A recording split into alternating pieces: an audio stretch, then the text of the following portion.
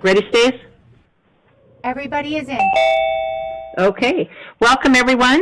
Today we have two different work sessions. Our first one is on the Master Street Map Update, Phase 3. And our presentation and update will be by Edinson Bautista. Edinson, welcome. Now we'll turn it over to you.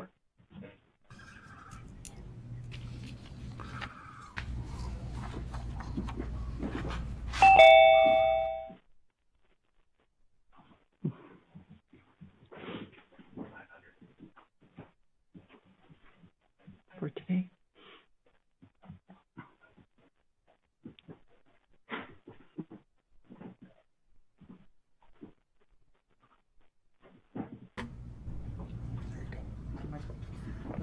Good morning, Commission. Can you hear me? Coming in loud and clear. Perfect. Good morning, Commission. My name is Edinson Bautista, ACHD Senior Transportation Planner. In today's meeting, staff will present the outcome of Phase 3, analysis and implementation, and next steps. This item is an information briefing only, so no decision is needed from the Commission at this moment.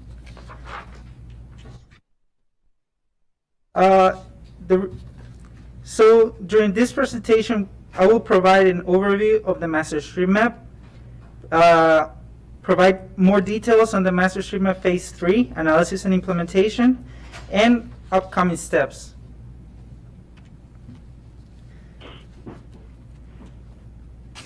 The Master Street Map was originally adopted on January 27, 2010, and last amended on May 16, 2018.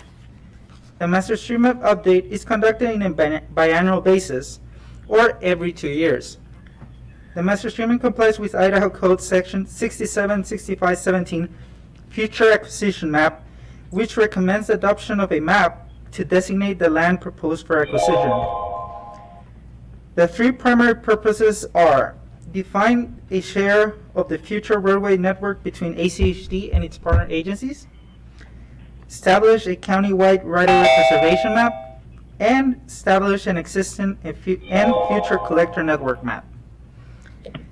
The Master Street Map helps establish a vision for projects in both Integrated 5-Year Work Plan and Capital Improvement Plan.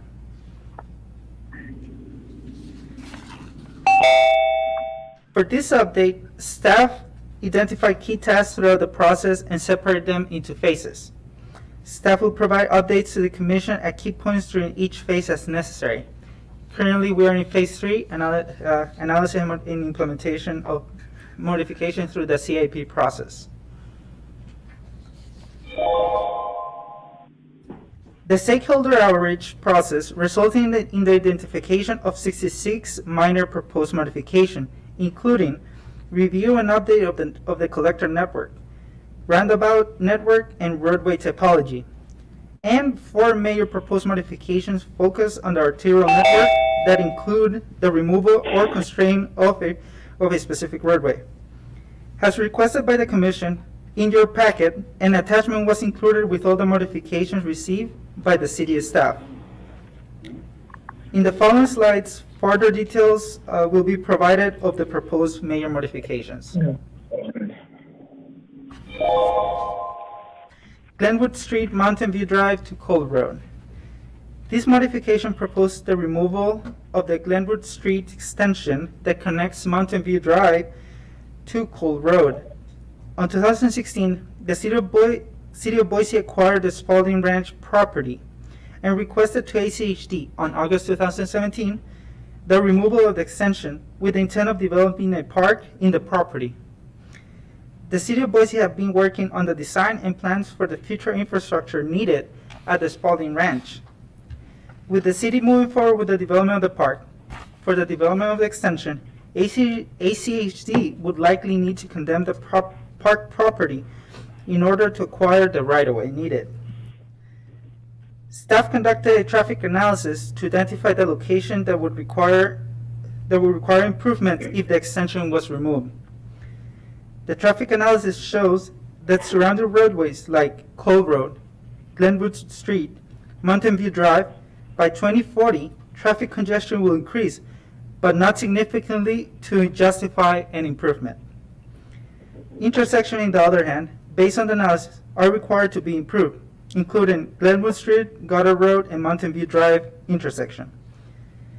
Development and Technical Services, through the Capital Improvement Plan update, planning staff, and City of Boise, review and support the removal of the couplet extension.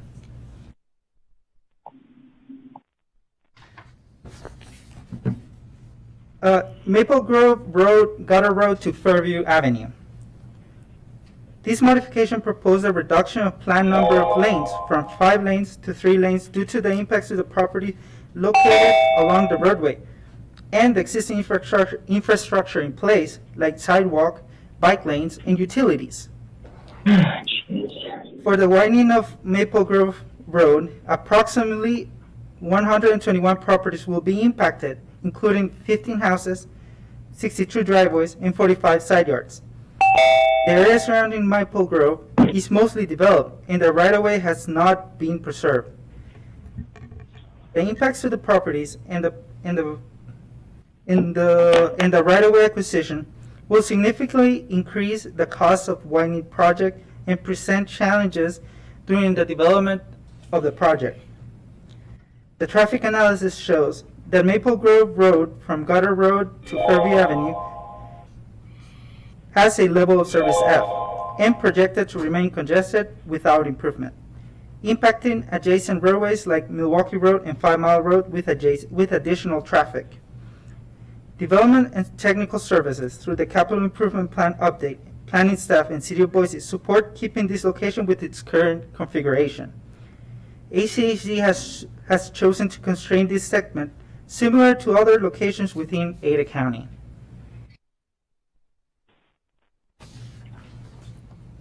Hill Road, Gary Lane to 36th Street.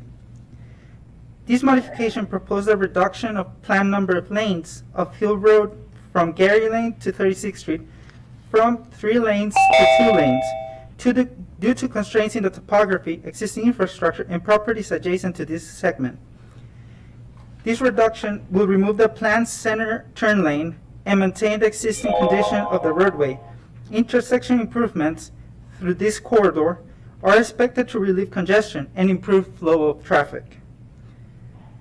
The traffic analysis shows that congestion relief is not significant with the widening of 3 lanes. Development and Technical Services, through the Capital Improvement Plan update, planning staff, and City of Boise, support keeping this location with its current configuration.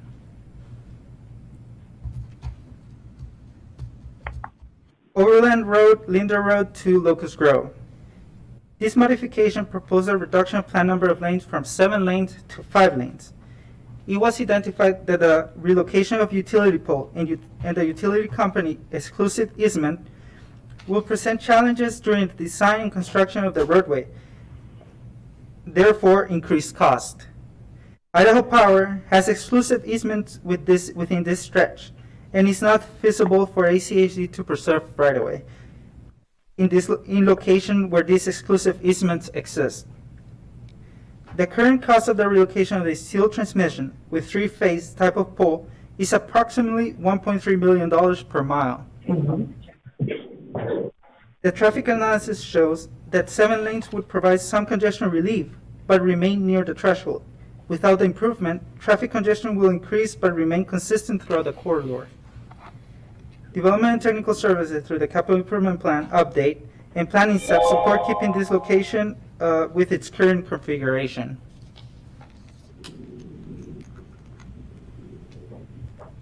For steps moving forward, staff will finalize Phase 3 analysis and implementation of the proposed modification and continue coordination with the CIP update.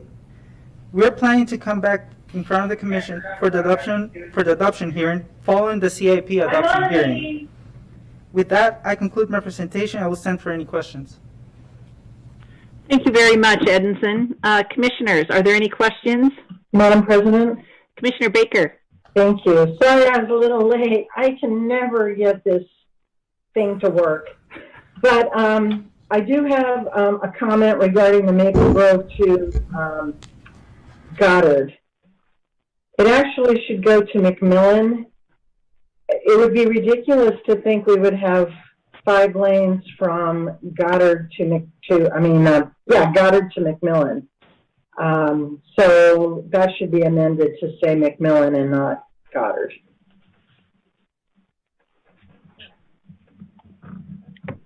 Yes, yes, President May, Commissioner Baker, we'll do that modification. Okay, great, thanks. Thank you. Madam President? Any other, Commissioner Goldthorpe? Yes, thank you. I just would like to ask Edmondson if sometime in the next little while after either we set up a Zoom or whatever to go over some of the CIP and master street map issues with some of the north-south arterials in my district. President May, Commissioner Goldthorpe, we will coordinate with staff to make sure that we can present that to the commission. Well, I mean, just discuss it between Just to us discuss before it. it's presented. Sure. Great. Evan, come out when you're done, buddy. Any other questions? All right, thank you very much, Edmondson. Thank you, President May. All right, our next presentation for our work session. Meeting, Ross? Okay, could everybody please mute their microphones?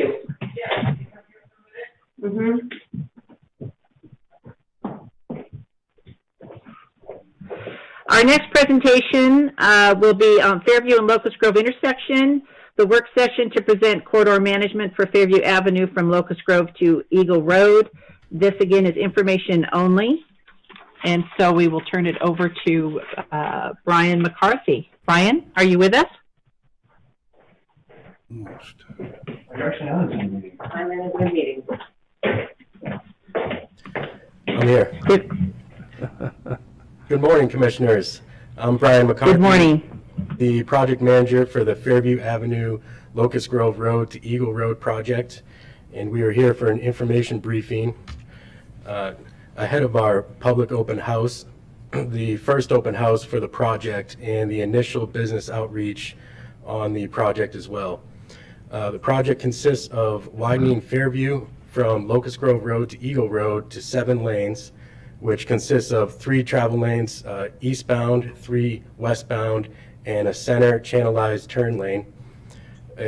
Project also includes existing and new curb gutter and continuous sidewalk, buffered bike lanes, and continuous street lighting.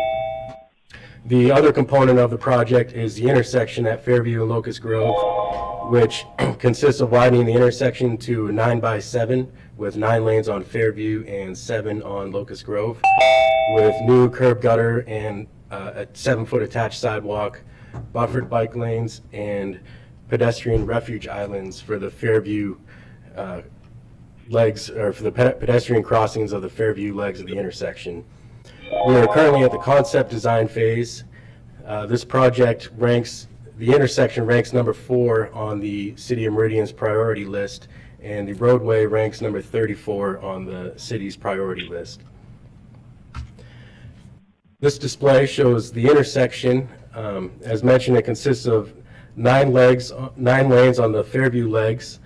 You could see the pedestrian refuge island located on the Fairview legs. This is very similar to what currently exists out on Fairview and Cole. Buffered bike lanes and street lighting with sidewalk.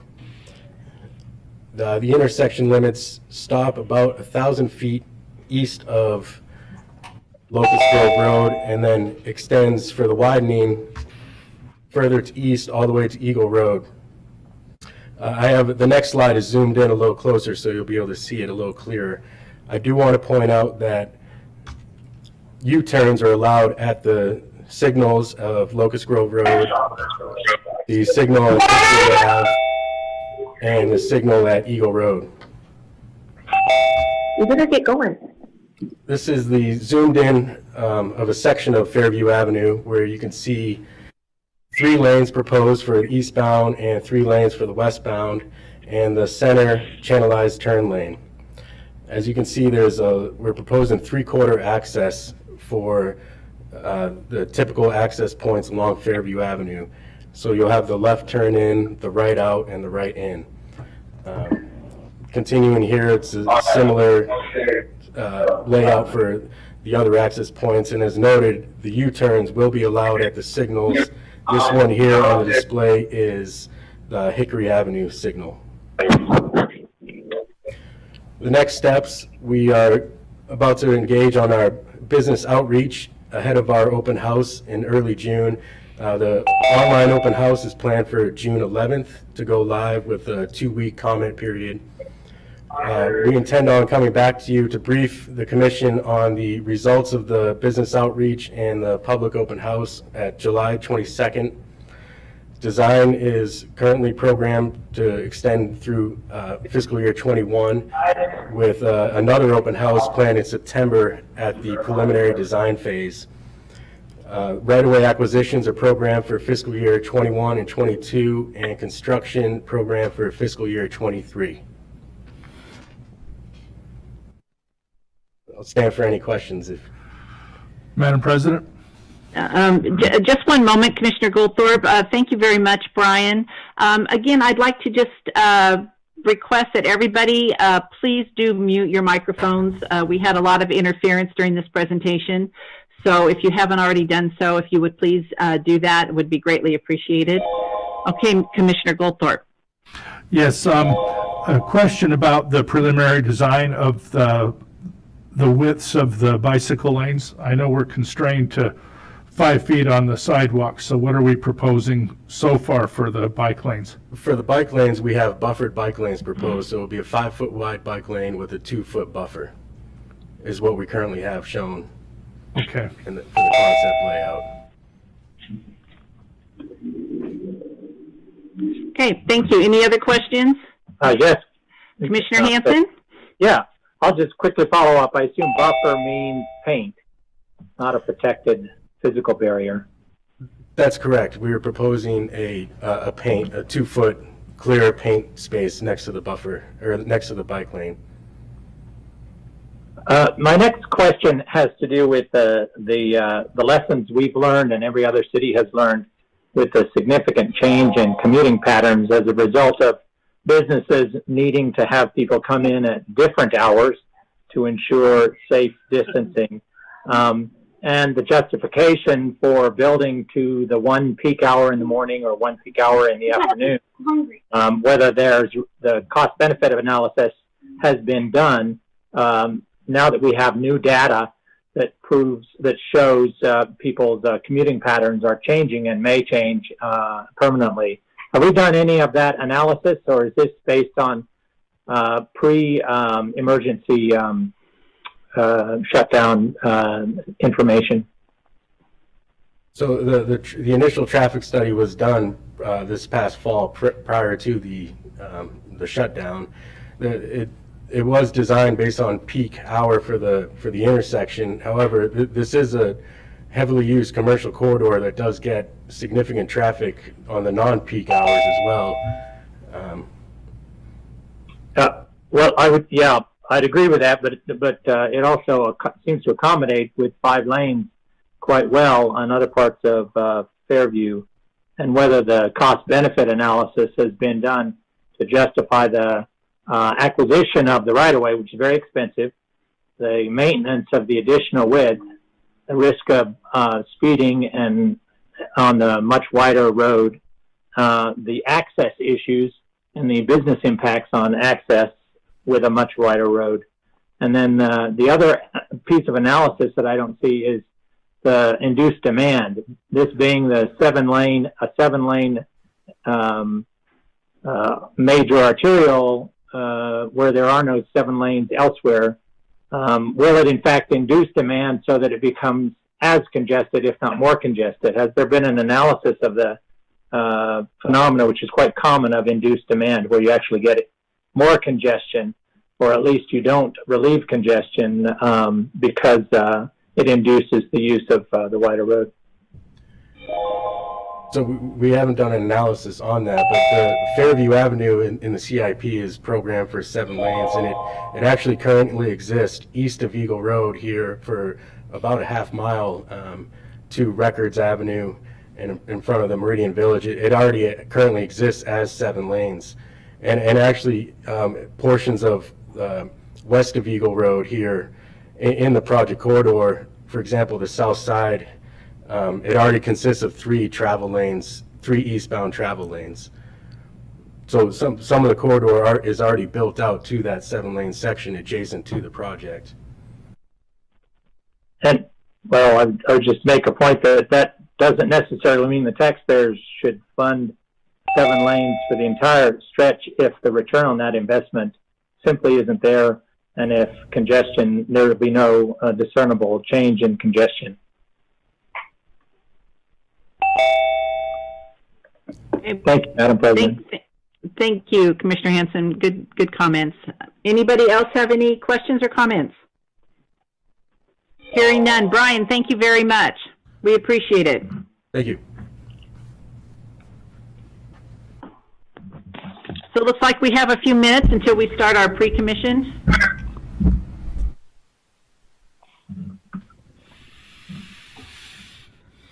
So we will reconvene with that at 11:45. Wide view. Like this.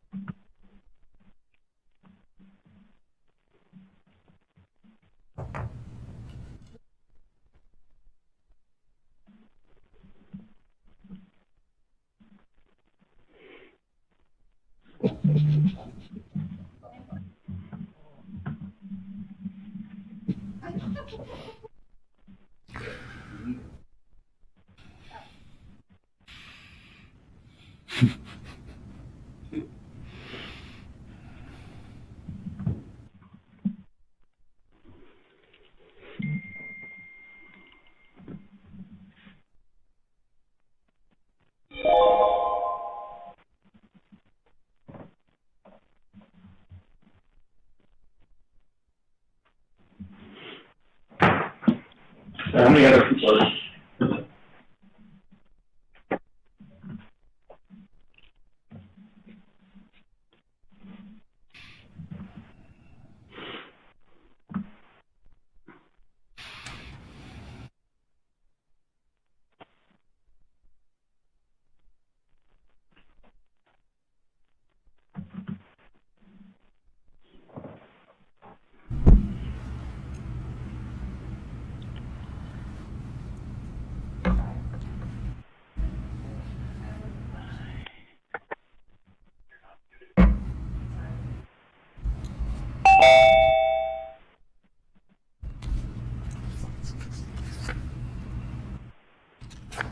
Hmm?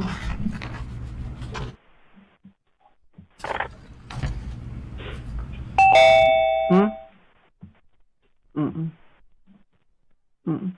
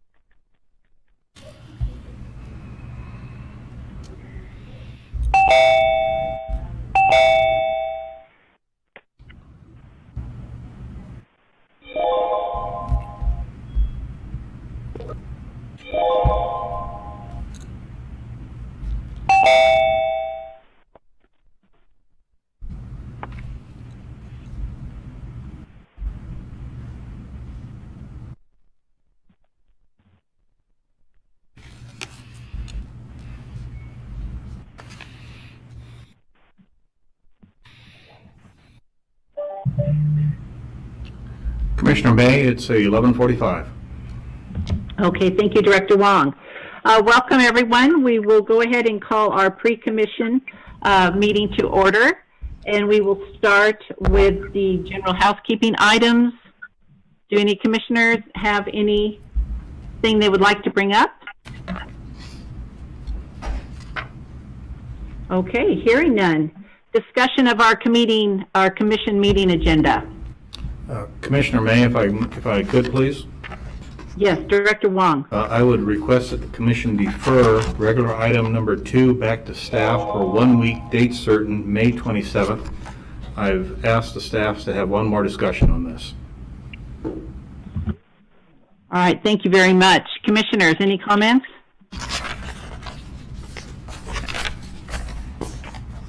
Okay, hearing none. Then we will move into your director's report.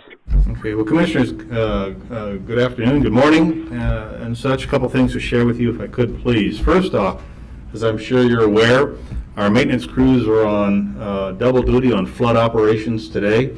We are getting multiple calls and such, and all responding accordingly. We should have, it'll be a challenge for the rest of the day and probably the rest through Thursday with the rain predictions that we have going on at this point in time. I'm also proud to let you know that all of Phase 2 operations are on target. We have had no major issues at this point. We'll continue to keep you posted as to how things are going as in line with the governor's orders for Phase 2 and CDC requirements.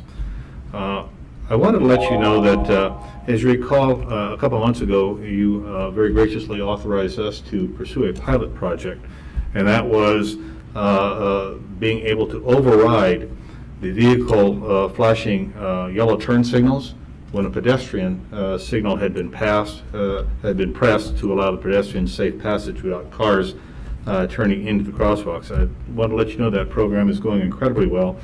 Our test operations at Orchard and Irving have been very good, and it promises, we have some pretty good promises. We think we'll be able to start upgrading, as we promised you earlier in the year, in the late spring, early summer, as we walk through the rest of the intersections on this. But anyway, it's doing absolutely great on such. And I'm listening to the meeting now, but it's showing a video of me on there. Can you, whoever's speaking, can you please silence your cell phone? Thank you. Okay, so in line with that, I'd like to share with you another pilot project that we're pursuing regarding pedestrian operations in Ada County. And that next step... Could I ask a quick question? Sure. Madam President and Director Wong, it'd be helpful. Could you email forward to us the report on the flashing yellow? We've been a number of folks are real interested. So you indicated there's been some tests that have been done. So any written analysis would be really helpful. I could pass that on. Thanks. Commissioner Hanson, absolutely. Thank you. And we will do that.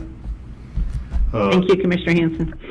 Now on the next step of what we believe will be the next iteration of this, and that is hands-free pedestrian cross button activation. We have been in discussions with a local tech company. I want to underline the term local tech company that is developing a hands-free pedestrian crossing button that we may, and I have to underline may, be able to bench test this concept at one of our local intersections and such, sometimes in the not too distant future.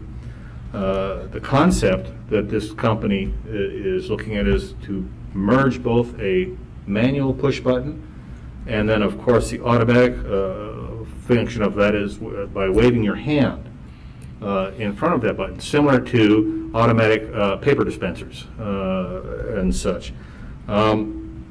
We've been in discussions with this group and such, and if it pans out, and we think it may, I'll be coming to you to talk to you about the locations, time frames, when we can mirror the hardware and such, so we can start this bench test to see if this really works. If it does, we'll be coming back to you with another report as to where we think we should start investing in these at the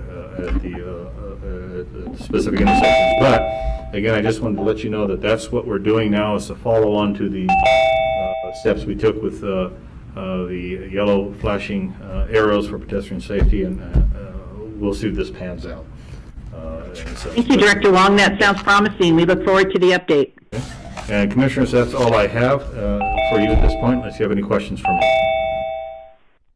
Commissioners, any questions for Director Wong? Okay. Hearing none, we will take a short break and reconvene at noon. Thank you. Thank you. Thank you, Director Wong.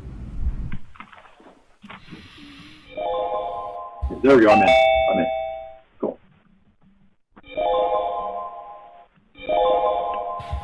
Yeah.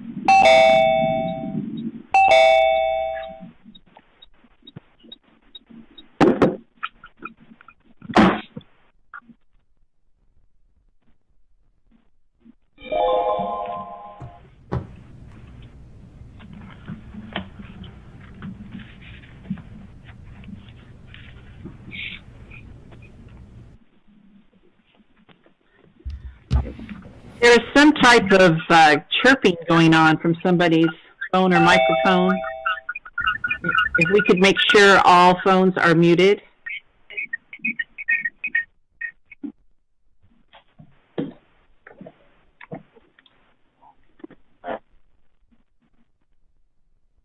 Thank you.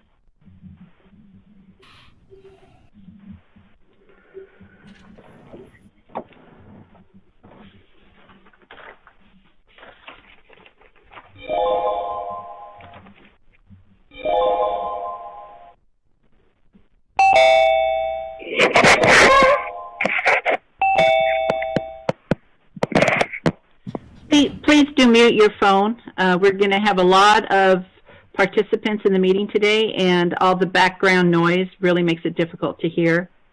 We do appreciate it. Thank you.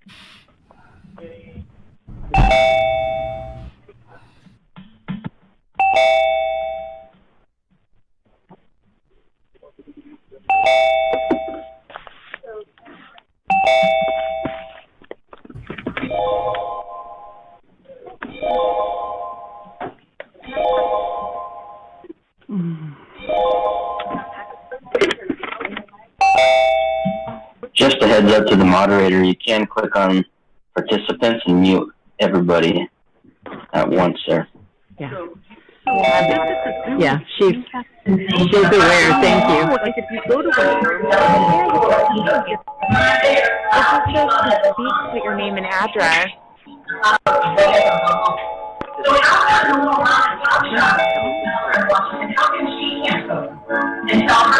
Sure.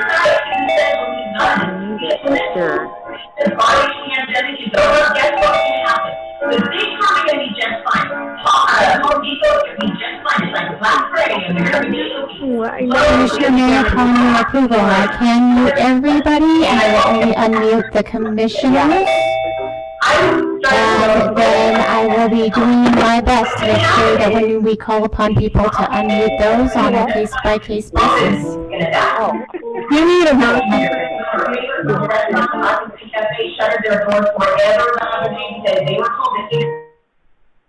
Bingo.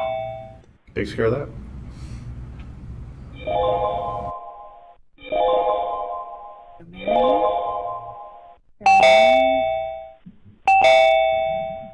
Okay, come on.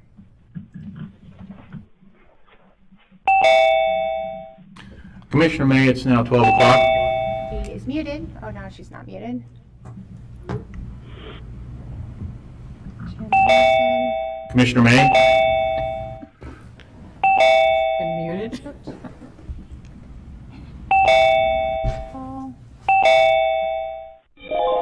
Oh, the auditorium is also muted. Here we go. What now? You're hot. Commissioner May, it's now 12 o'clock. All right. Welcome, ladies and gentlemen, to our May 20th ACHD Commission meeting. We will start with the Pledge of Allegiance. Director Wong, if you would do the honors. Thank you. Will you all please stand? I pledge allegiance to the United States of America and to the republic for which it stands, one nation, under God, indivisible, with liberty and justice for all. All right. Thank you very much.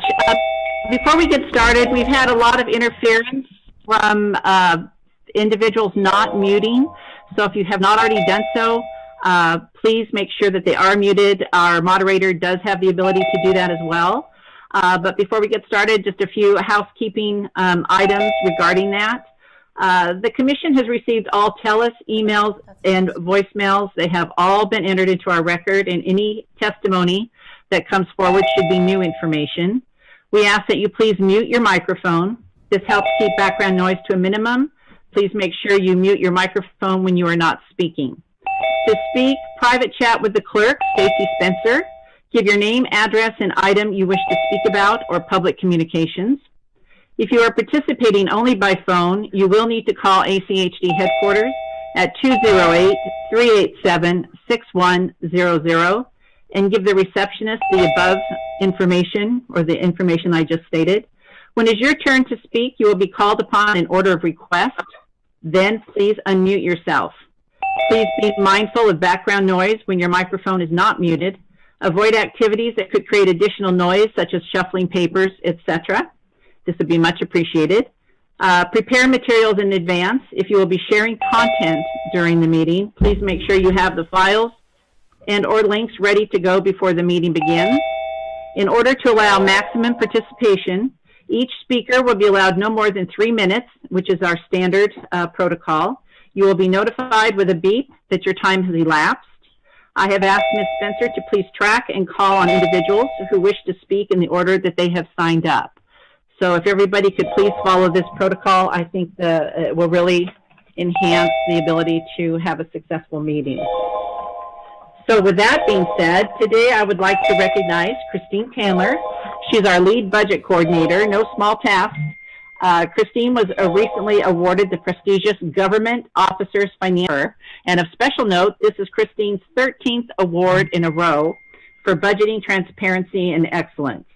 So I would ask that everyone please join me in congratulating Christine on this very well-deserved recognition. Thank you, Christine. We're lucky to have you.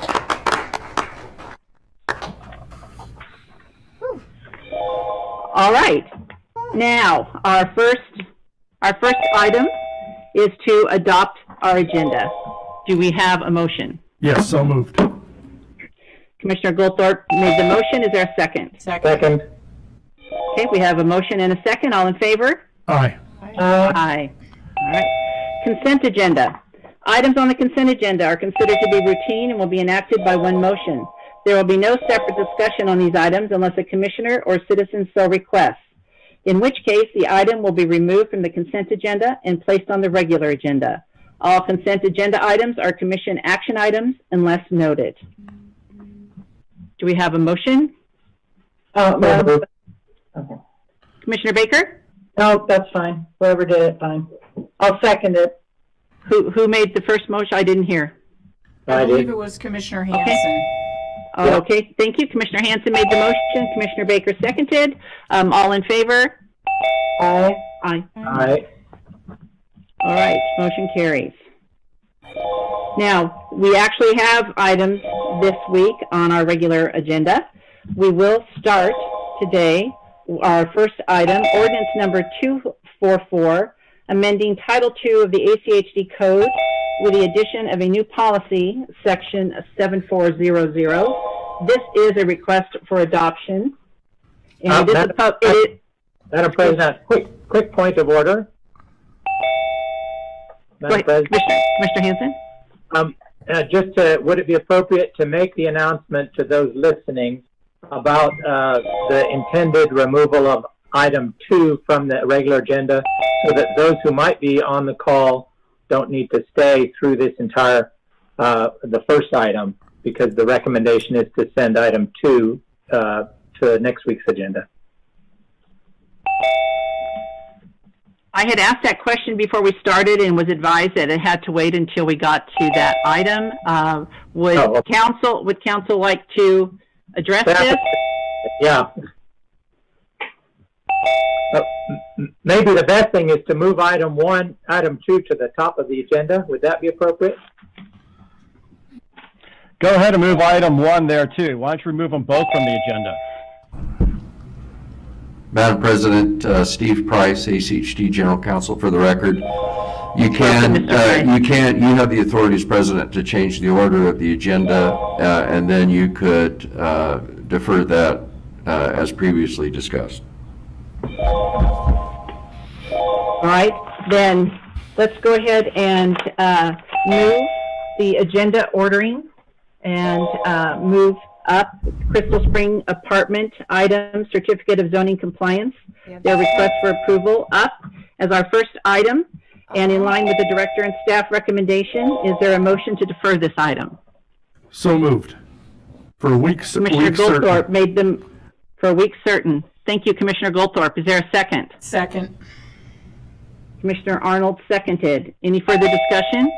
Right, James. All in favor? Aye. Aye. Okay. Motion passes. Crystal Springs Apartment Certificate of Zoning Compliance request for approval has been deferred for 1 week. All right. Back to our item that we had just started. This will be a public hearing, so I'm going to go ahead and open the public hearing. And before I turn it over to staff, I do want to make an opening statement. Good afternoon, everyone. We're glad everybody could join us today. Today, the ACHD Board of Commissioners will consider the adoption of ACHD Ordinance Number 244. Chiefly, Ordinance 244 is about the safe and effective use of the public right-of-way through the adoption of more restrictive locational standards for small cell wireless facilities and allowing the city's land use agencies to make decisions about the safety, welfare, and aesthetics in their community. ACHD followed all the legal procedures to consider the adoption of the ordinance, including publication in the newspaper and posting the agenda notice for this meeting, both at the ACHD Administration Building and on the ACHD website. The ordinance is ACHD's response to numerous wireless small cell providers' requests to place small cell units in the public right-of-way. Federal law and the FCC order requires local governments to allow the placement of units in the right-of-way. This ordinance is also ACHD's response to federal law and the FCC order.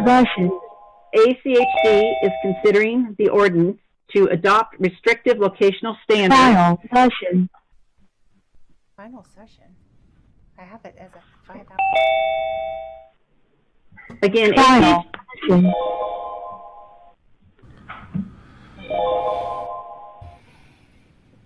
Do we know what's going on? No. What is who Session.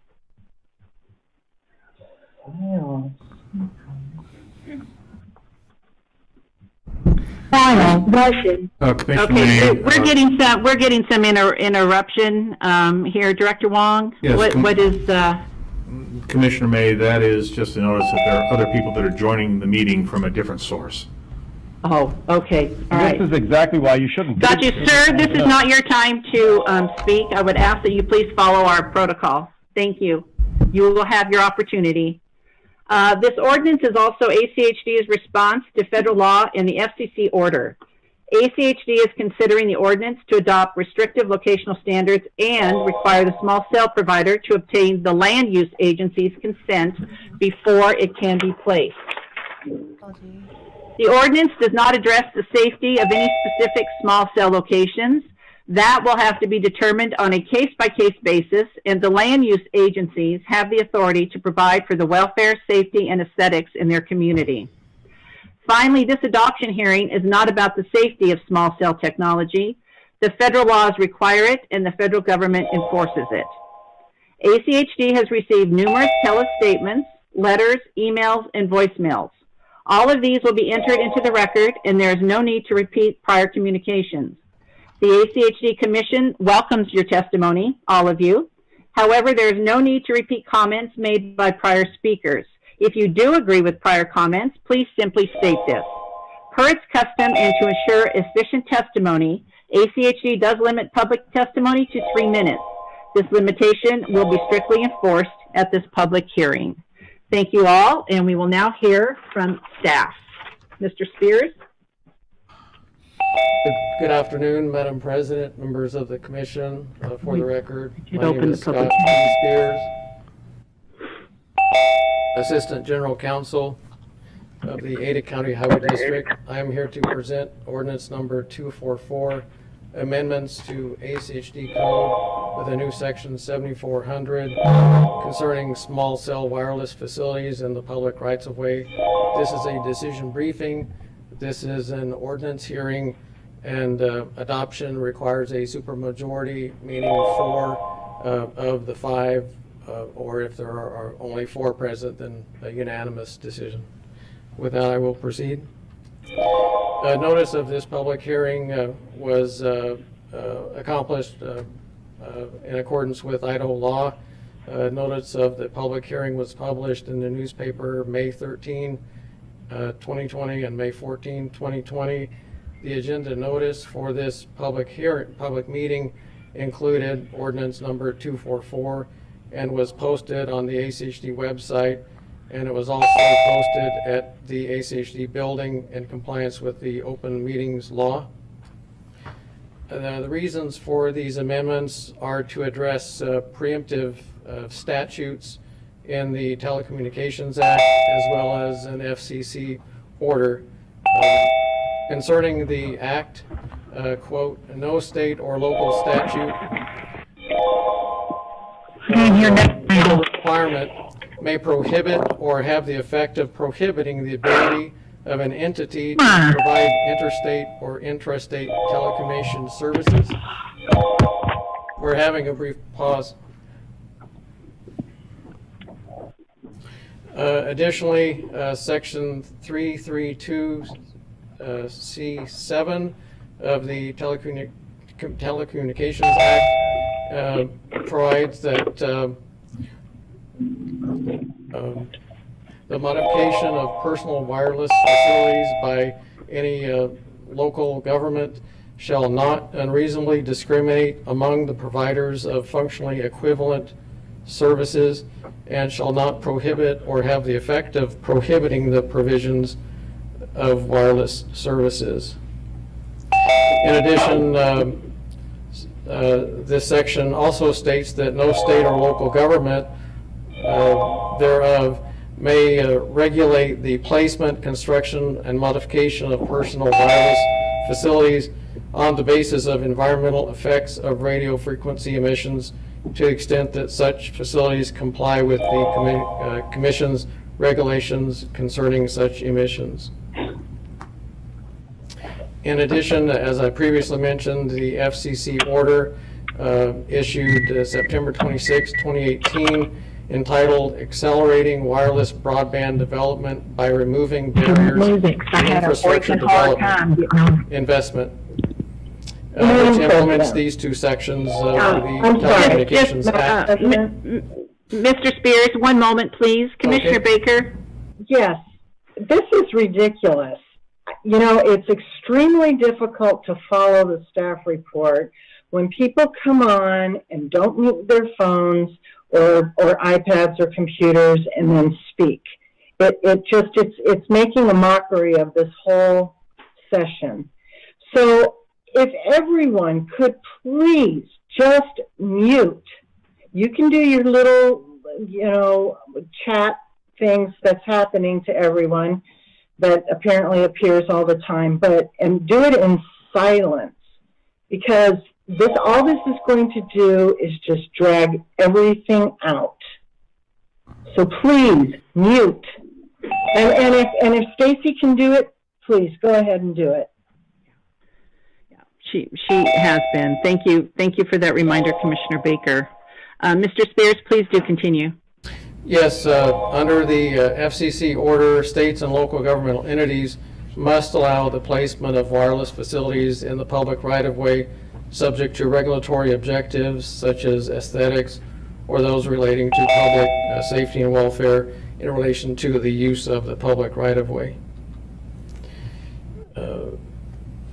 In addition, these amendments are necessary to establish competitively neutral and non-discriminatory requirements and standards for non-exclusive license agreements for the placement of small cell wireless facilities in the public right-of-way, to incorporate terms, conditions, and requirements contained in existing master license agreements for the placement of these facilities in the public right-of-way. And I will proceed with a summary of the amendments. Basically, we have a new section 7400 entitled Licenses for Placement of Small Cell Wireless Facilities. Key requirements and standards set forth in section 7400 include but are not limited to the definitions section, section 7404 requiring a master license agreement and a site license for each location, annual fees and application processing fees per adopted fee schedules. Section 7409 is a very important and comprehensive section. It provides for common conditions and requirements, including but not limited to locational standards and requirements, attachment to non-HHD assets, installation on new poles, aesthetics, considerations for residential neighborhoods and buildings of special interest, subject to prior written consent of the land use agency, new poles adjacent to residential properties, minimum distances for new standalone poles, prohibition of traffic impairment, the ADA compliance requirements, damage to ACHD property, removal and relocation, and non-exclusiveness. Concerning the placement of facilities adjacent to residential properties, the locational standard in 7409.4.1 states that, quote, unless otherwise consented to in writing by the governing board of the municipality or county having land use jurisdiction, small wireless facilities shall not be located within 20 feet of the closest exterior wall of the habitable portion of a residential building. This 20 feet distance is consistent with other jurisdictions that ACHD looked at and reviewed. It is also consistent with industry standards. Some persons have suggested a minimum placement from residential structures of greater distances. Since this 20-foot minimum distance is consistent with other jurisdictions and industry standards, requiring a greater distance would be subject to a finding of unreasonableness or an effective prohibition under the Telecommunications Act. Additional summary of amendments, title and ownership, waiver and estoppel by the licensee, maintenance and repair, hazardous substances, waiver and indemnity protecting the highway district, insurance requirements also protecting the highway district and the public. As I indicated, the FCC order requires action by entities such as ACHD. It establishes maximum timeframes for review and approval of applications for the placement of small cell wireless facilities in the public rights of way.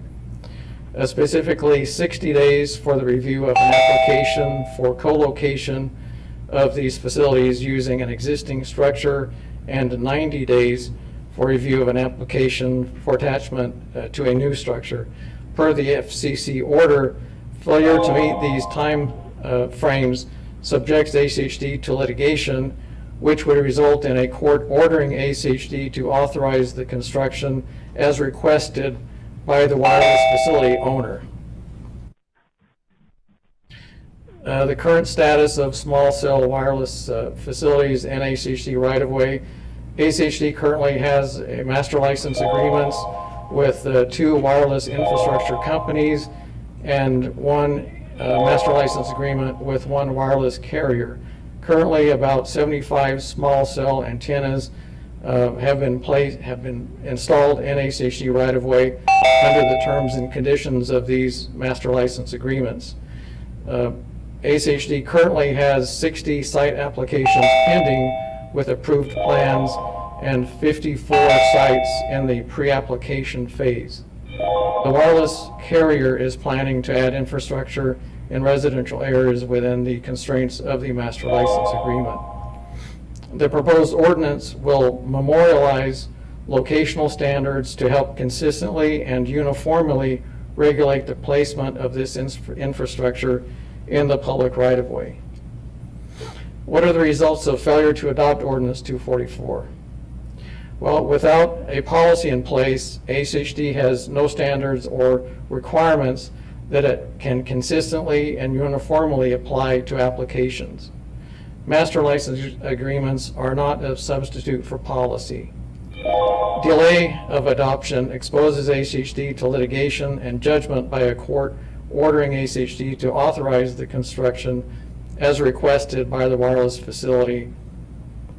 And again, ACHD currently has 60 applications pending and 54 applications in pre-application phase. It is staff's recommendation that the Ada County Highway District Commission adopt ordinance number 244. And the next steps are that if adopted, this ordinance will be effective June 17, 2020 upon publication in the newspaper, And with that, I would stand for any questions. Madam President? Is that Commissioner Goldthorpe?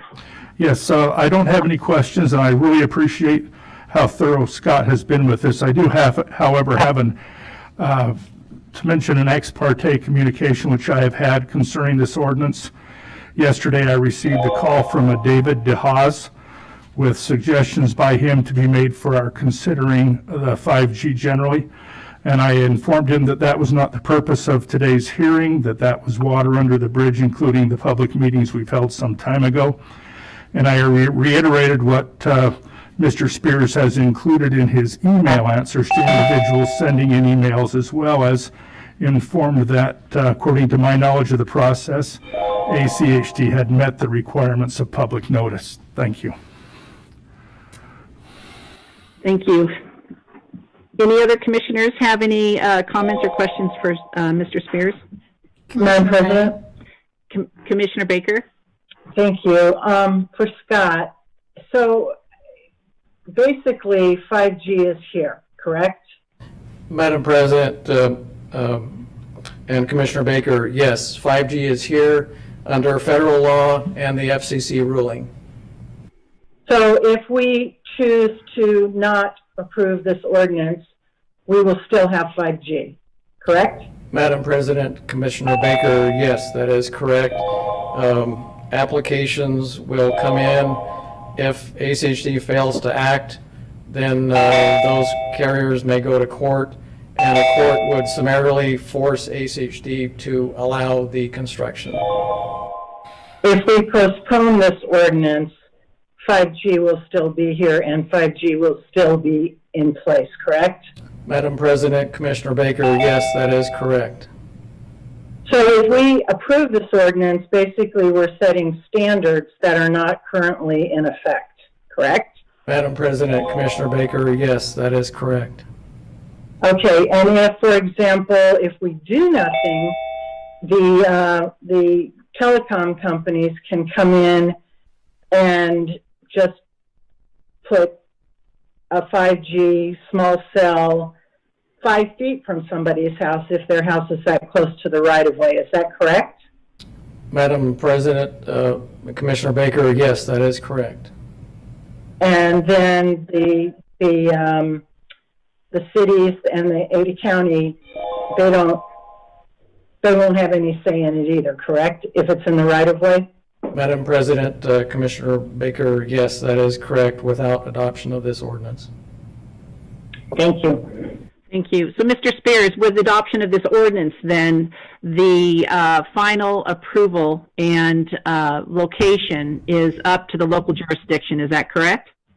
Madam President, yes. The ordinance clearly states that prior consent must be obtained from the land use agency prior to ACHD approving the application and the site license. All right. Thank you very much, Mr. Spears. Commissioner Arnold. Thank you, Madam President. I need to make a couple of disclosures regarding ex parte communications. I did receive a phone call yesterday from a woman whose name I didn't catch. She was asking that this be delayed and wanted to provide comment. I asked that she email that to the district in order to get it into the record. I also received a phone call approximately 2 months ago from a local lobbyist who wanted to meet with me regarding 5G installations and some companies that he represented. That meeting did not take place.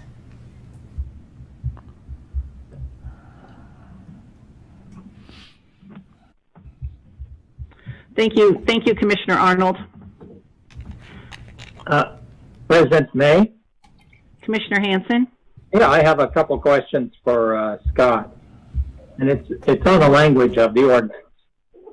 And you had a slide up there too, but it's the item or the ordinance number 7409.4.1A, where it talks about municipalities have to consent in writing before something like this is placed in a residentially zoned neighborhood. what does that mean? Does that mean a staff member in writing or the mayor? What does the approval of a municipality in writing mean? Because it isn't defined there. Madam President, Commissioner Hanson, actually it says the governing board of the municipality or county having jurisdiction. So it could be the mayor, it could be the planning and zoning commission, if that is the applicable governing board. It would not be a staff member on the third floor in a closet. So I was just looking, subsection A doesn't refer to a board, but subsection B does, related to the habitable portion of a house. Madam President, Commissioner Hanson, yes, what I am looking at in sub A says unless the governing board of the municipality has first consented, that same language is in sub B. So the municipality has to have its own process for evaluating this. Is that correct? In order to determine whether it does or doesn't approve of this. Madam President, Commissioner Hanson, yes. And presumably the municipality has this with regard to placement of these facilities on its own city land or on private land. Is that correct?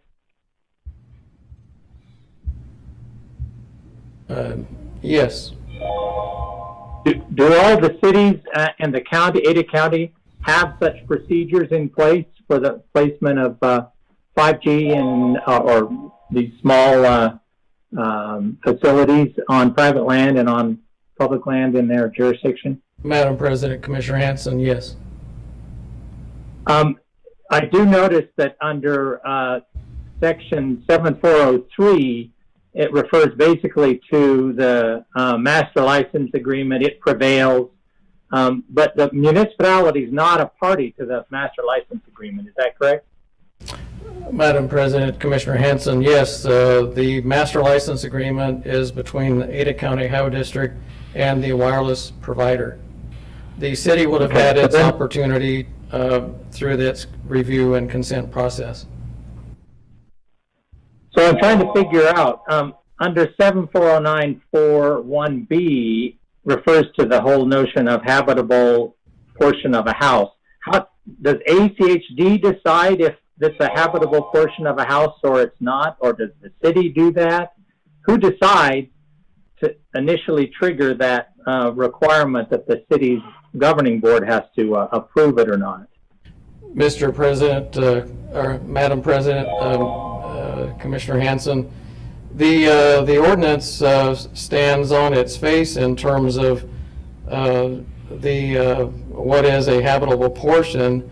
It excludes porches, garages, and similar structures.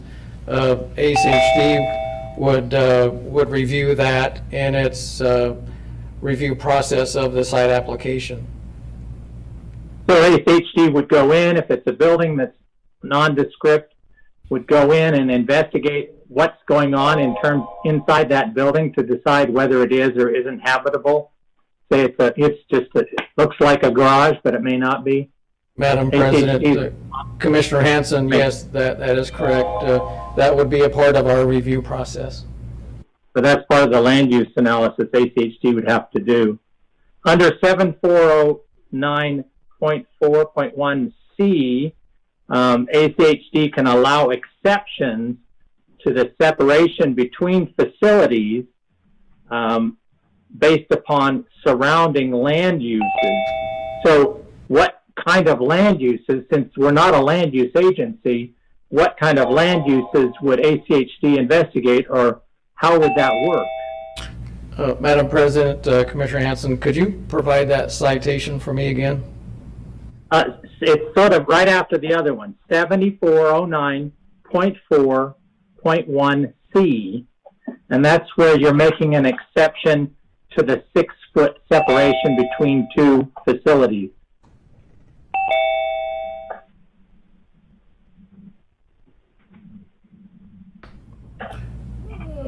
Madam President, Commissioner Hanson, the 7409.4.1B that I'm looking at is C. C as in cat. C as in cat. Okay, sorry, I was not understanding or hearing you correctly. That restriction is for the placement of wireless facilities owned by the same wireless provider closer than 600 feet from each other. Right, but it does refer to incompatible land uses, surrounding land uses, considering the nature of surrounding land uses. Yes, Madam President, Commissioner Hanson, ACHD in its review of that application could examine the nature of the adjacent land uses. So ACHD would be evaluating what land use is going on adjacent. Madam President, Commissioner Hanson, yes, with a focus upon things such as schools and other facilities of that nature. Oh, wow. Okay. The next item would be 7409.4.2, where there's a reference to the National Register of Historic Places. And this is where ACHD has to decide if the facility fits with the historic nature of a building that might be listed. Does ACHD evaluate that in any other area where we have to evaluate if some of our facilities and determine whether something's of historic value or not? Madam President, Commissioner Hanson, I am not aware of that. However, the provision is quite clear in simply asking the question of whether or not the building is on the Register of Historic Places.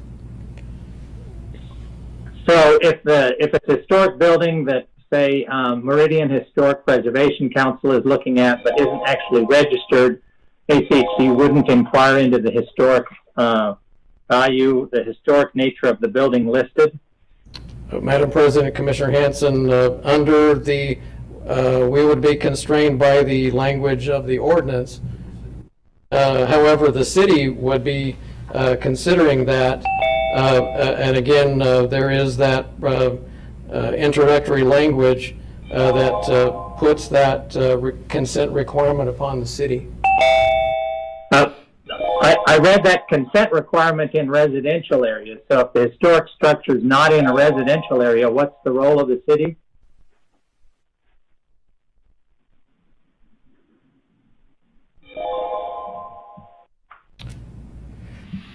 Madam President, Commissioner Hanson, 7409.4.2 does not limit itself to residential areas. It applies any time that a facility is to be placed adjacent to a commercial establishment, shop or restaurant, or a building listed on the National Register. So I'm going to look next at 7409.9, and it talks about ACHD can require the deactivation of a facility based upon an emergency or to protect public health or safety. So what does, do we have tools to determine what is or isn't in the public health? I know we evaluate public health in terms of automobiles. We collect a lot of data, crash data on automobiles, but there's other health issues.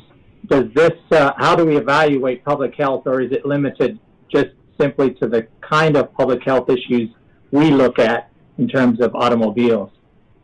Madam President, Commissioner Hanson, it would be what we look at plus the cities help evaluate those emergencies.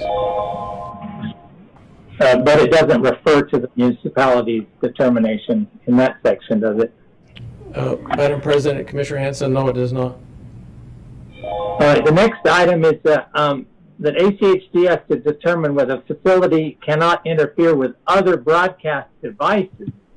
Now, I know ACHD is very sensitive to when a facility interferes with our own telecommunication devices, our traffic signals, and so forth. But under 7409.16.1, it looks like ACHD will now take on a determination role as to whether it interferes with other kinds, television, satellites, and so forth. So we have to have the capability to determine whether this was going to interfere with these things over which ACHD has no experience with. Is that correct? Madam President, Commissioner Hanson, that language currently exists in our master license agreements. We do have the bandwidth to address that problem. So those are a few of my concerns about the language, and I'll address the rest after I hear some more testimony. Thank you, Commissioner Hanson. Before we move on to having members of the public comment, I did get a letter had been sent out to legislators in the state.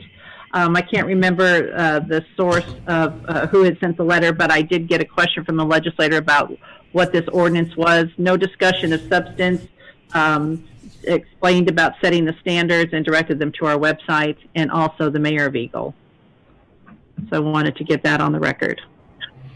Any other questions from commissioners before we invite members of the public? Okay, hearing none, we will continue on with our public hearing. And Stacy, if you want to call up or identify our first speaker. Our first speaker is Lynette Doubt. Please give me a second to make sure I unmute you. I just unmuted myself, Stacy. Stacy, can you hear me? Yes, you're good. Okay, great, thank you. Unfortunately, my camera just went out about 20 minutes ago. I would love to be able to look you in the eye, but technology has gotten in the way. So, one moment, please. Did you get name, address? You've got all that, Stacy? Yes, but we'd like to state her name and address for the record. Okay, my name is Lynette Doubt. I live at 1401 West Idaho Street in Boise, downtown Boise. Welcome. Thank you.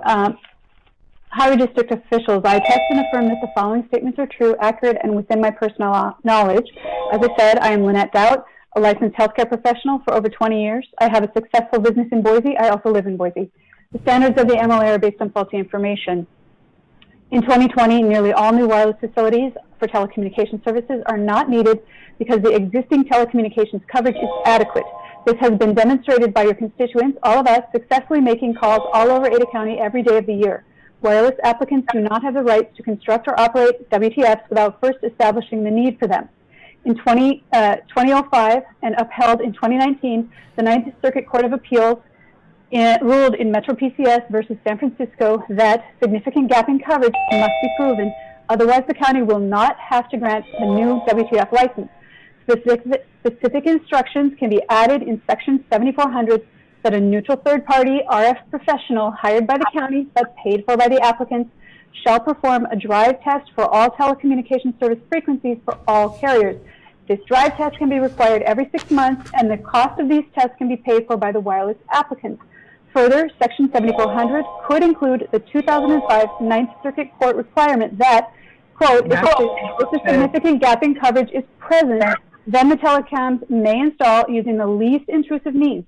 Thus, any licensing agreement must be worded to comply with this Ninth Circuit Court ruling, and Section 7400 must likewise be redrafted in compliance and in protection of the public against unnecessary WTF construction and operations. Therefore, if another gap in coverage is proven by a neutral third party, only then, per the Ninth Circuit Court ruling, may the applicant apply for modification or an additional facility, and using only the least intrusive means. These requirements are missing in 7400. Let's fix that before going forward. Verizon CEO Lowell McAdams stated in May 2018, and there's a link in my submitted document to the YouTube interview, quote, "We have now busted the myth that 5G frequencies have to be in line of sight. They do not. We busted the myth that foliage will shut it down. That does not happen. And the 200 feet from the home, we are now designing the network for over 2,000 feet from transmitter to receiver," unquote. This statement vacates the need for nearly all proposed small WTFs in public rights-of-way because existing macro towers can co-locate new 4G, 5G antennas. That is the least intrusive means in Ada County. sorry, let me get to the P, by invoking its police powers over the public rights of way. Fiber optics provides broadband in ways that preserve the quiet enjoyment of streets in residential areas, something the ACHD must protect. Wireless broadband, in contrast, can pump effective radiated power into residential neighborhoods if it is not sufficiently regulated by the ACHD. Think of big data, which is loud, internet video streaming and gaming via fiber optics, and only small data, which is soft, phone calls and text via wireless. Sorry. The public has the right to determine what we need as a community in Section 7400. In our fire-prone state, fiber optics provides the best long-term, safe, secure, reliable, and energy-efficient solution for broadband. During the Northern California fires, those with landlines received notice and got out. Those with only wireless phones got no alerts and died in greater numbers. An electrical box owned by the utility PG&E started that fire. Precedence. Ada County can lead the way. Let's do our best for all Idahoans. With collaboration, we can create a groundbreaking law that meets our needs and values. I have expressed no matter of mere concern, but solely matters of substance, facts, and law. Thank you. Thank you, Lynette. Okay, Stacy, our next speaker.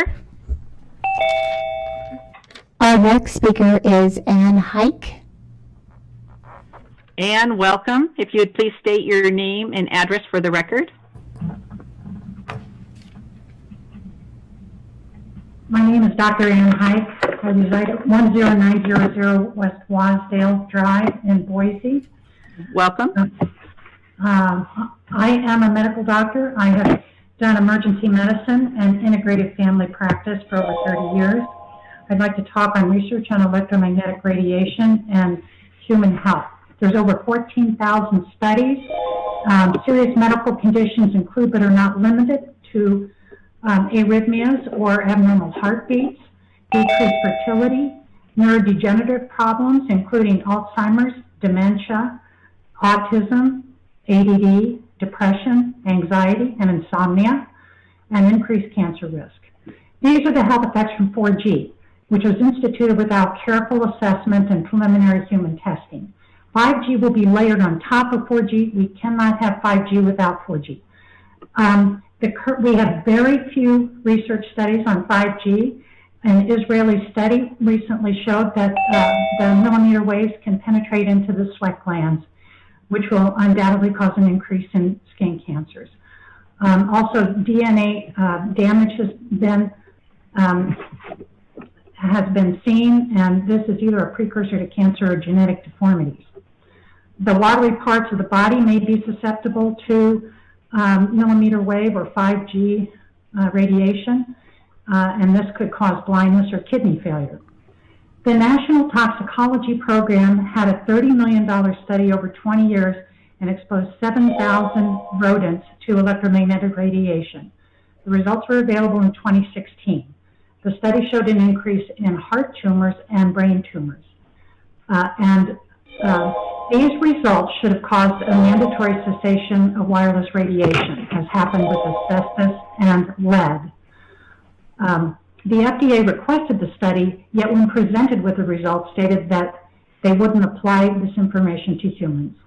The cell phone companies and the FCC currently state that there is no harm from electromagnetic radiation. We have no plans to do any studies. This represents a clear disregard for our safety. As a doctor, I know for a fact that we do not need to be putting small cell towers 20 feet away from our children's bedrooms. I recommend the commissioners vote no to Ordinance 244 today. I've expressed no matter of mere concern, but solely matters of substance, fact, and law. Thank you. Thank you, Dr. Hike. Next person is Hank Allen. Hank, welcome. Please state your name and address for our record. I'm going to share my screen with you guys real quick. Just give me 1 second. Please state your name and address, please. Hank Allen, Eagle, Idaho, 687 West Rush Court, Eagle, Idaho. Thank you. I'm part of District 3. Can you see my screen okay? Yes, we can. Welcome, Hank. Thank you. So I'm a general building contractor. I've owned my own business for 24 years. I'm going to take the car away. Is that? I attest, someone's talking over me. Can you turn your mics off, please? All right, so I attest and affirm that the following statements are true, accurate, and within my personal knowledge. Let's go here. Who protects the people? Not the FCC. They only set the standards. Federal government? Nope. State and federal legislators? Nope. This responsibility is entrusted to you, our local officials. Jim, Mary, Rebecca, Ken, it's your responsibility to protect us, the people. This is a huge decision that should not be taken lightly and deserves public input. Your decision will impact the health, safety, freedoms of men, women, and children in Ada County for years to come. I want to talk to you about general liability insurance. The way the current insurance on your form is set up is a disaster to Ada County. And I know as a general contractor, this is a problem. 4G and 5G cell sites were never intended to be in close proximity to residential neighborhoods. Lloyd's of London, Swiss Re, AM Best, all major insurance companies exclude coverage for injury and death claims from RF, electromagnetic radiation exposure. People are getting sick, and the telecommunications companies are getting rich. RF, electromagnetic radiation exposures, are scientifically established health hazards and a hazardous pollutant. Cell towers in the public right-of-way next to our homes, schools, and offices is a disaster.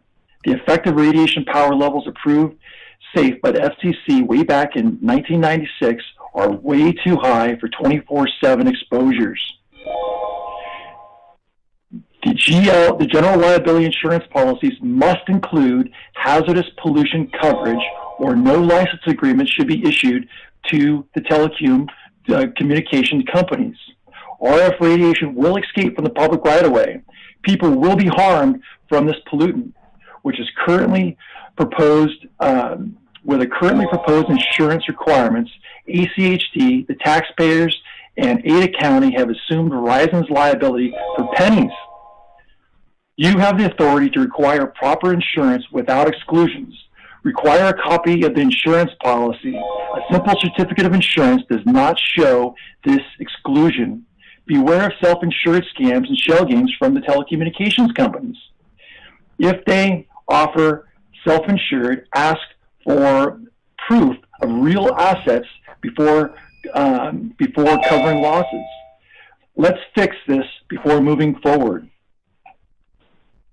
I want to remind each and every one of you that as an elected official, you took a sworn office to uphold the Constitution of Idaho and the inalienable rights of man, which are defending life, liberty, acquiring, possessing, and protecting property, pursuing happiness, and securing safety.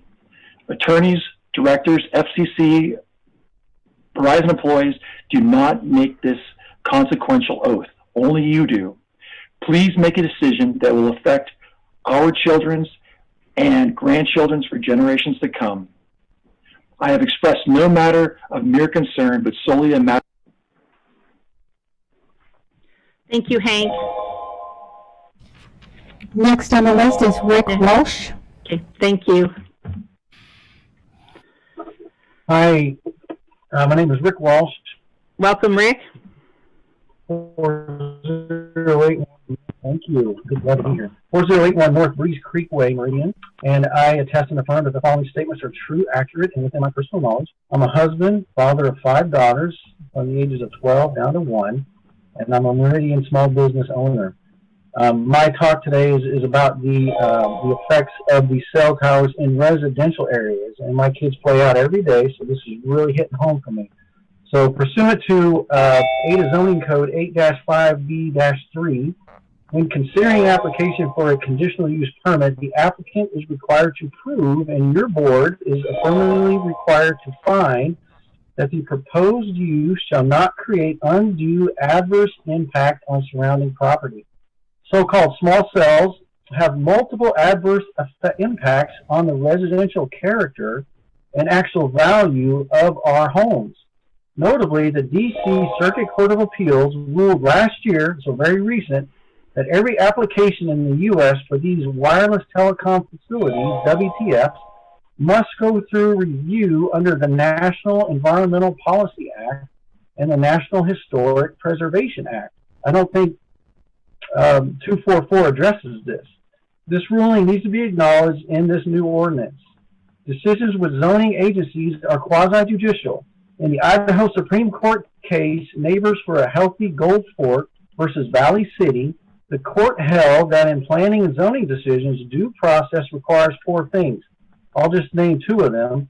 Specific written findings of fact, and 4, an opportunity to present and rebut evidence. Ada County residents thus have the right to see specific findings of facts and be afforded the opportunity to present rebuttal evidence about these residential small cell towers. We need facts on safety and health and everything. Not only should this be stated in the new ordinance, it should be carried out in practice in each public meeting here. When determining whether a resident's rights have been violated, courts have held the rights were harmed when property values are impacted, the variance will interfere with the use and enjoyment of property. That was Humgate versus Bonner County. So this small cell is going to affect my property value. I have a light post right outside my front door, and it is going to interfere with my enjoyment of the property. Substantial evidence indicates that the property value will be impacted and the resident will suffer interference with the use and enjoyment of the property. Meridian has specific wireless comm facility codes, and I'll just cite a couple of them. The purpose of these codes, it says, are the safety, aesthetic appeal, and general welfare of the Meridian community. Further, it is the purpose of this section to regulate the impact of communication towers within the city limits and to provide the wireless comm needs of the public. As of right now, there are no gaps in coverage in Meridian. We can all make calls without a problem. The city code also says co-location of new wireless communication equipment is required when possible to reduce the number of towers. We have a ton of towers around here. They can upgrade the equipment to keep up with technology, but we don't need these small cells littering our neighborhoods. Under Meridian Code Section C, the process for wireless communication facilities is... Thank you, Rick. Madam President. We do need to adhere to our 3 minutes. Is that Mr. Price? Yes, Madam President. Again, Steve Price, ACHD General Counsel. I just wanted to remind everybody that ACHD is not the land use agency, that a requirement of Ordinance 244 is that the land use agencies will review each of the individual applications and make a determination onto those locations, determining many of the land use issues, including the welfare and safety of the community. And that is why Meridian has specific zoning codes as well as the county. And so many of the issues that were just previously addressed, that would be something that would be taken into account, not by ACHD, but by the land use agency. Thank you, Mr. Price. Next speaker, Stacy. Next person on the list is Paul G. Paul G., please state your name and address for the record. Okay, I'm unmuted. My name is Paul G. from mystreetmychoice.com. Give me a second to share my screen. Okay, I need your address, please, for the record. You have it, mystreetmychoice.com. By law, that's all you need. So I am here. Just a moment, Mr. Gavin. Mr. Price? There's no law that says you have to say your street address. Excuse me, Mr. Gavin. Mr. Gavin. I'm speaking, sir. I'm running this meeting. Please just give me a second. Mr. Price. We have 10 minutes for our presentation. Madam President, our ordinance on meeting procedures requires that each participant who's testifying has to provide their name and physical address for the record. My name and is Paul should they Gavin. refuse to do that, Mr. Price? Here's my address. You ready? 123 Main Street, California Then, City, if you won't do that and meet our policy, then we won't take his testimony. I'm doing it. Here it is. Here's your address. 123 Main Street, California City, California. Mr. Gavin, Are you ready? We are interested in hearing what you have to say, but sir, you do need to follow the protocol that every other speaker is following. 123 Main Street, California City, California. There you go. Mr. Price? I just gave you an address. May we continue? Mr. Price? Is that even a real address? Look it up. Okay, Stacy, let's move on to the next speaker, please. Okay. Wait a minute. What are you doing? Excuse me. Next on the list, we have a Miss Susan Lang. Welcome, Susan. Please state your name and address for our records.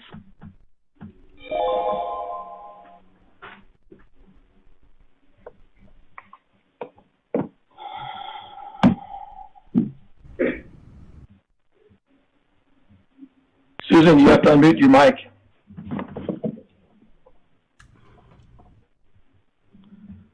There we go. Got it. Thank you. My name is Susan Lang. I live in Boise. I'm not giving the street address where my children live. Stacy has it for the record. I attest and affirm that the following statements are true, accurate, and within my personal knowledge. I lead a Facebook group of 92 people watching the influx of 4G, 5G facilities in the Treasure Valley and who oppose them in residential areas. I respectfully request, based on deficiencies with Ordinance 244, that you postpone your vote until these are resolved. We Idahoans are independent and self-reliant and expect to be involved in the critical decisions that affect us. We will thank you for reflecting on our contributions. Your mandate and oath require that you support local values, not the telecom industry. No public input was solicited or allowed in the drafting of the ordinance. We would remedy that with scientific and technical facts, legal precedents, and intelligent options. But this cannot rightly be handled by a Chinese video chat company. We object to the process and believe it unlawful. The production of an ordinance is urgent to no one but the telecom industry. This process effectively shut the public out of deliberations, eroding confidence in our officials. For regular commission meetings, Idaho Code states that the public is, quote, invited, welcomed, and encouraged to attend, end quote. Online meetings cannot substitute for direct interaction. They exclude some people and disallow essential in-person communications. The commission was urged to wait until governor's orders had passed, or even until public input were included in the ordinance, but the commission declined. As I stated in an affidavit emailed to you yesterday, the ACHD website was down at least 5 hours on Sunday. Worse, the agenda for today's meeting was unavailable to the public. As late as 12:20 p.m. Monday, it was not posted on ACHD office doors. Idaho Code states that agencies must post agendas 48 hours prior to regular meetings. Insufficient newspaper posting further impaired public notice, and until 3:15 p.m. yesterday, your phone recording stated that your office was closed due to the governor's orders.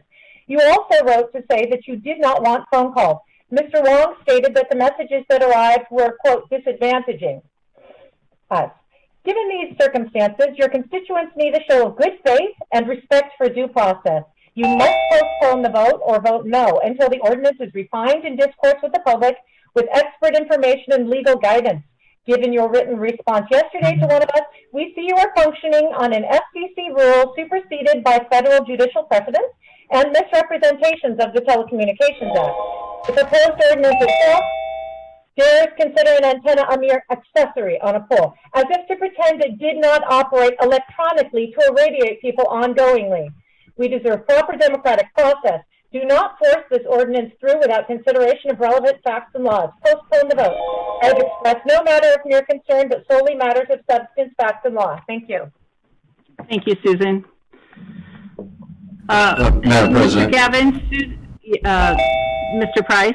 I'd just like to add that, again, as a restatement of Mr. Spears, this meeting has been lawfully noticed both through the ordinance code in terms of publications within that requirement, as well as the open meeting law. The secretary for the commission has executed an affidavit, which is in the record, as to when she posted the meeting, and they're apologized for the website being down, but there's no requirement that the meeting notice be on the agenda. It was only down for a little while. This was actually put on the website Friday at 1:30. Had been on most of the weekend, but because of technical difficulties, our website was down, but it was back and resuming Sunday.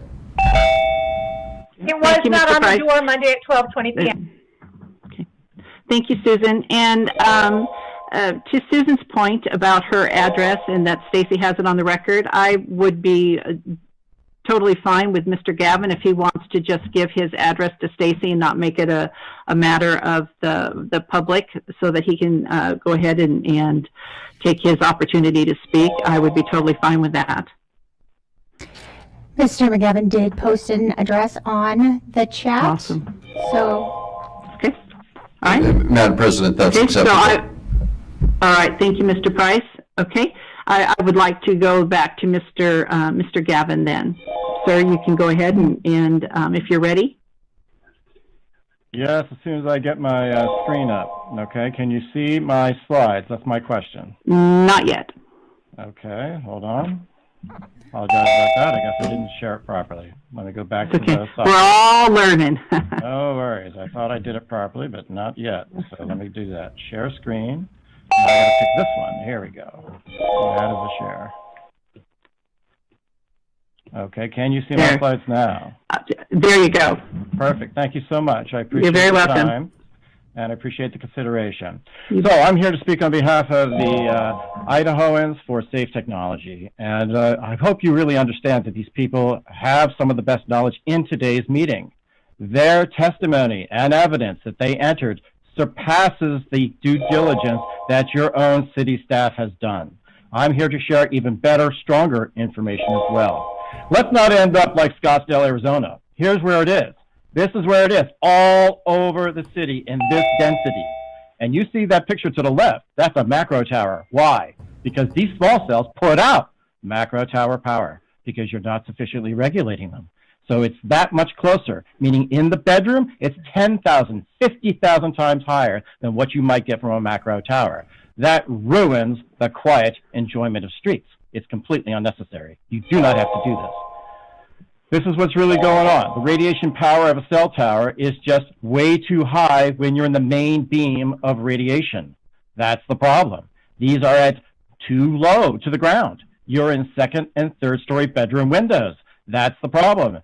In Sacramento, we had to move the kids out of the bedroom within the first month because they got sick, and we had to pull that tower down. There's lots of great experience all over the place about what's going on out there in the world, okay? These are all the frequencies you'll be seeing. Can't highlight them all, but look what's coming at you. You only have the 4G, 3G now. Look what they're trying to put in front of your house. This is a disaster in the making. So what's really going on? Why are these really going in? Well, it is essentially for surveillance and crowd control, not unlike China. And this is well documented in surveillance capitalism. There is no reason to do this in America. You have the ability in Idaho to stand up to the FCC because that September order is presumptive only. It is not self-enforcing. It is not binding. These are opinions by the FCC. You don't have to give up your own local laws and values.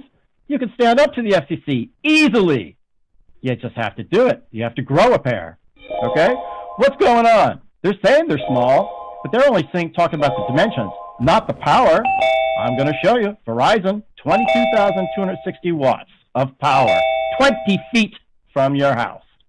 How much do they need? Only 0.1 watt of effective radiative power. What are you doing? Are you thinking this through?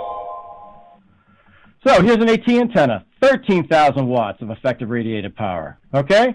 At 0.1 watt, what do you get? You get 5 bars on a cell phone, half a mile down the street, everybody can make a call. 22,000 watts is 200,000 times higher than that. Of course that ruins the quiet enjoyment of streets. You have police powers over the quiet enjoyment of streets. You get to say, that's an inappropriate antenna. Let's bring back a small one that goes no higher than 0.1 watt. That's how it works. So that's how you do vertical, horizontal, and power. You must regulate all three to properly balance the needs of residents and wireless companies. This doesn't prohibit service. This allows everybody to make a phone call. And so that's why you want big data by fiber to the premises and small data through the air. Small data being emergency calls. It takes very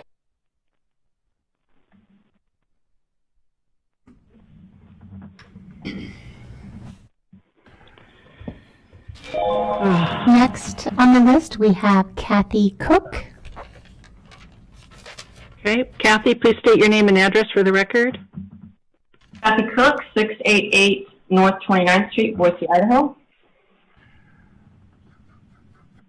You can hear me? Yes, thank you. Great. I attest and affirm that the following statements are true, accurate, and within my personal knowledge. My name is Kathy Cook. I'm a certified building biologist and electromagnetic radiation specialist practicing in Ada County. I am an expert in measuring and mitigating radio frequency microwave, RFMW, radiation exposures. My business has been booming ever since Boise started installing so-called small wireless telecommunication facilities, SWTFs, in the public rights-of-way because RFMW exposures from WTFs is actually tens of thousands times higher than RFMW from macro towers. This is because the SWTFs are so much closer.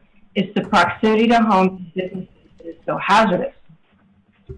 I use professional, certified, calibrated radio frequency meters and always measure the peaks of RFMW radiation, which is thousands of times higher than averages because the peaks of RFMW are what really matter. People in Ada County are facing safety, privacy, and property value hazards simply because the ACHD to date has failed to sufficiently regulate vertical, horizontal, and power for SWTF antennas.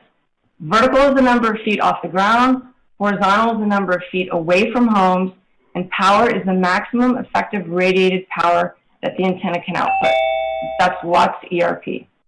It's easy to calculate ERP from an antenna spec sheet. You multiply maximum power input by antenna gain for each channel and then sum the total. When the original macro towers were constructed on hillsides, they had antennas with 200 feet of vertical and 3,000 plus feet of horizontal. This VHP recipe allows the RF signal to waft into residential areas at a low enough level to enable calls and will not ruin the quiet enjoyment of streets. But when cell tower antennas have only 30 to 50 of vertical and only 20 to 50 of horizontal, then we have a real disaster.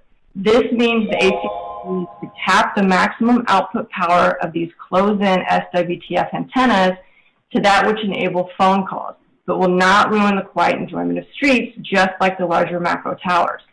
Because the ACHD is not paying attention, this proposal today is allowing SWTF to deploy 15,000 to 22,000 watts ERP 20 to 50 feet from our homes, only when only 0.1 watt of ERP is needed to go down the street for half a mile for five bars and on a cell phone, and 3,000 plus people can simultaneously make a call. None of my clients would want their children to sleep in the RFMW radiation of a macro tower that is only 20 to 50 feet from their bedroom windows. Our legislators understood this back in 1996 when they wrote the conference report explaining the legislative intent for the 1996 Telecommunications Act.